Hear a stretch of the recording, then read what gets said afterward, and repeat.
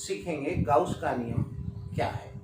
Gauss का नियम मुख्य रूप से फ्लक्स को ज्ञात करने के लिए है और फ्लक्स के बारे में हम पहले से जानते हैं कि फाई बराबर समाकलन E डॉट ds होता है, अर्थात फ्लक्स का मान विद्युत क्षेत्र की तीव्रता और सदिश क्षेत्रफल के अदिश गुणनफल के तुल्य होता है। लेकिन ये व्यवहारिक नहीं है, कभी कभी जटिल हो जाता है और संभव भी नहीं होता है। इसलिए गाउस ने इस नियम को आगे बढ़ाकर एक नियम प्रतिपादित किया जिसे गाउस का नियम कहते हैं। गाउस के नियमानुसार बात यह है कि किसी बंद पृष्ठ से निर्गत फ्लक्स का मान उस बंद पृष्ठ में उपस्थित कुल आवेश का 1/ε0 गुना होता है, यदि वह बंद पृष्ठ हवा या निर्वात में है। समझिए कि यहाँ पर एक बंद पृष्ठ है और यहाँ विभिन्न आवेश हैं इस प्रकार से।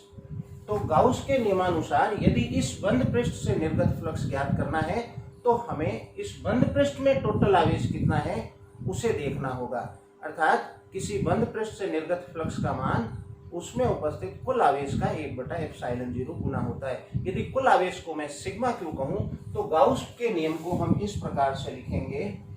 गाउस के नियम से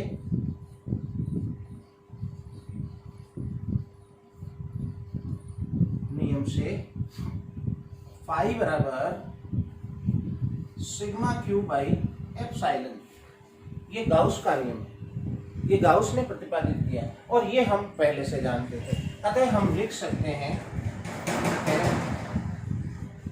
फाई बराबर समाकलन E dot ds that is equal to sigma q by epsilon जी। बच्चों, इसे गाउस के नियम से हम जानते हैं। गाउस के नियम में ये महत्वपूर्ण है कि हम केवल उन्हीं आवेशों का चयन करें जो कि उस बंद पृष्ठ के अंदर है।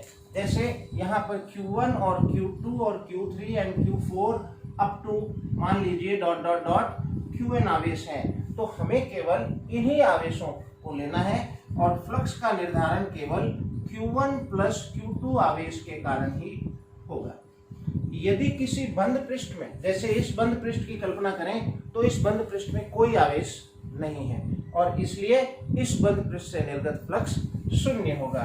यदि कोई दूसरे उदाहरण में कोई आवेश नहीं है तो फ्लक्स का मान शून्य होगा।